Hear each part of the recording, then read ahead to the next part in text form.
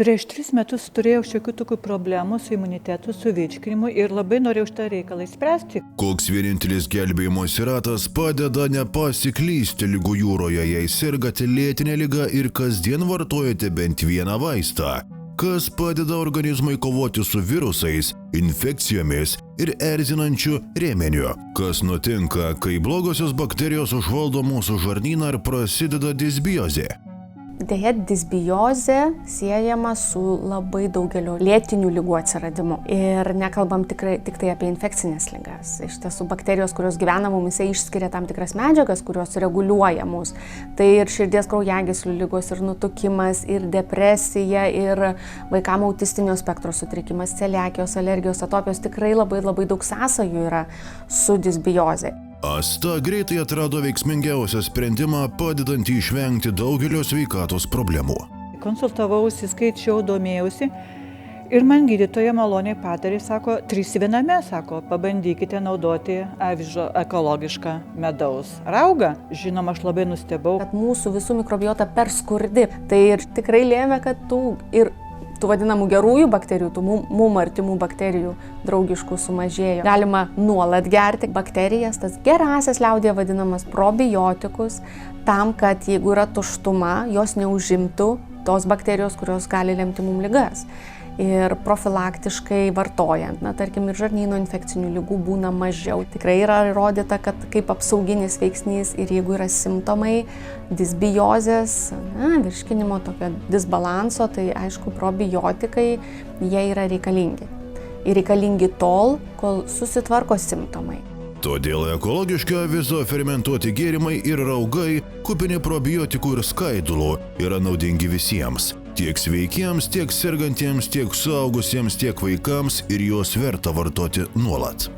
Mes stengiamės, kad fermentuojant produktus būtų išlaikyta naudingųjų rūgščių koncentracija. Tai todėl renkantis produktų sudėtį arba, sakykime, papildant avižų raugą kažkokiais tai priedais, tai jie ir buvo renkami tokie, kad atitiktų mūsų tą produktų filosofiją, rūgštų sveikatos skonį. Tai šaltalankiai, svarainiai, sakykime, juodieji serbentai, jie visi turi labai daug askorbo rūgšties savyje, labai daug papildomų vitaminų. Dar ką paminėčiau, kad tos uogos, jos yra labai palankios pačių bakterijų kolonijų dauginimuisi.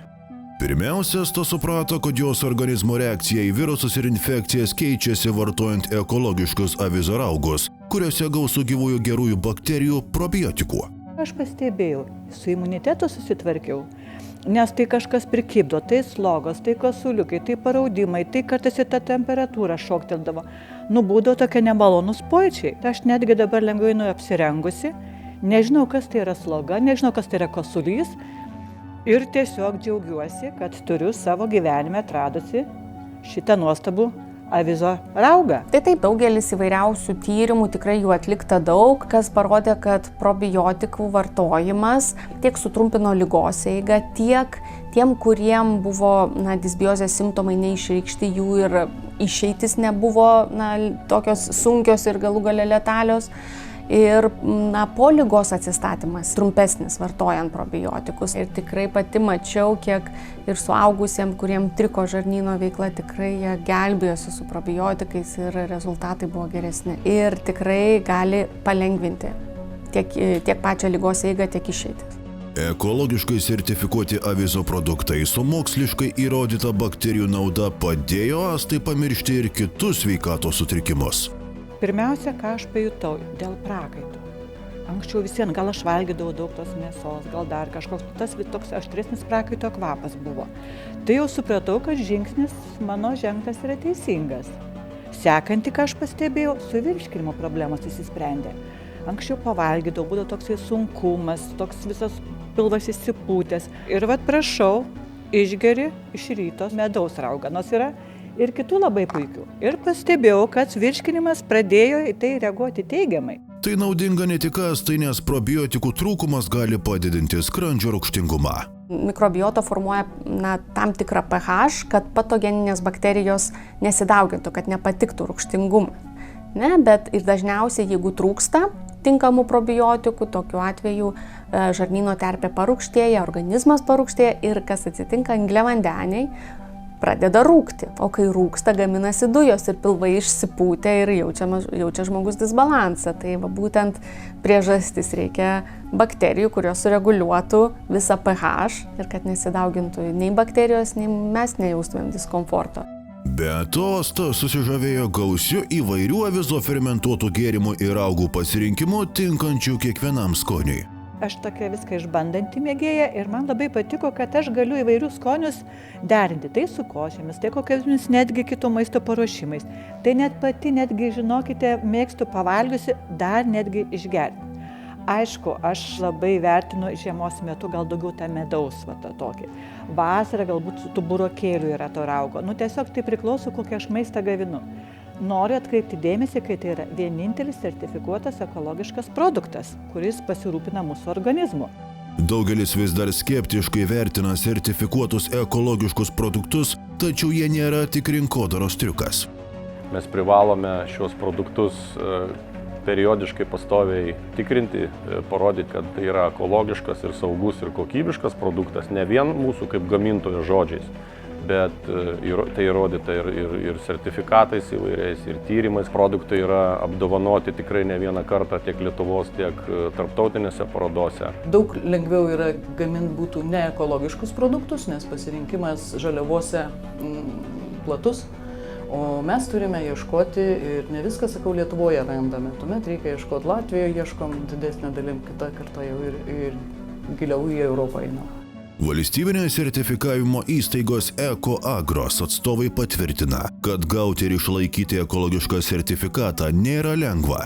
Mes kiekvieną savo įmonę ar ūkį tikriname 100% kiekvienais metais. Tai reiškia, kad į metus kartą fizinė patikroje vietoje yra atliekama. Tai ekologiškas produktas pagrindė garantuoja žaliavų kilmę ir kad bus jau be nitritų, be nitratų, ten leistinos ribos, nes tikrina augintoją, mus kaip gamintojus tikrina, kokiam cheminiam priemonėm mes plaunam įrengimus. Ir jau tuomet nusprendžia įmoniai išduoti ar neišduoti sertifikatų. Ir tik po to, kai yra išduotas sertifikatas, įmonė ar ūkis gali prekiauti produktais kaip ekologiškais ir tie produktai sertifikuoti visada yra įtraukiami į sertifikatą. Ir tai garantuoja žmogui, kad jisai gaus iš švarios žaliavos, iš švarios gamybos produktą. Aš pati kaip vartotojas stengiuosi pirkti, jeigu yra šalia pasirinkimas, tikrai stengiuosi pirkti ekologišką produktą. Jis ne visuomet kainoje būna net aukštesnis, jis lygus kitą kartą net būna. Daugiau nei 3 metus vartodama avizo gėrimus ir raugus, Asta įsitikinusi, kad tai ilgina jos gyvenimą. Kodėl tie japonai taip ilgai gyvena? Pasirodo, kad jie naudoja tokią produkciją ir jie naudoja jau daugelį metų, nes jau iš patirties mes jau matom, kad jie yra ilgaamžiai. Mokslininkai tiesiog atkreipė dėmesį, kad jų kiekviena diena prasideda su įvairiais fermentiniais raugais. Tai aš manau, pasiekime visi japonų pavyzdžių ir gyvensime ilgai ir be rūpesčių, sutvarkysime imunitetą, sutvarkysime virškinimą ir mėly vyrai, kurie valgote daug mėsos, sutvarkysite ir tą prakaito kvapą. Man jau ne 16 metų buvo tų įvairių draugyščių, bet žinokit, kartais, kai vyrai prieidavo, atsistodavo šalia, tai kartais pagalvodavo, kažkaip dingsta visa ta romantika, kai prakaitas toks aštrus, sunkus. Aš siūlyčiau su savim turėti ir ar būtent šitą medaus raugą, ar kitokį pagal skonį, būtinai naudokite kiekvieną dieną kelis kartus. Kaip paprasta, vieną tokią užtenka atsidariusi laikyti šaldytuve apie mėnesį. Per mėnesį sunaudosite ir taps tai jau jūsų įprotis. Ir man dar padėkosite. Tiesiog ir bus visiems smagiau, lengviau gyventi.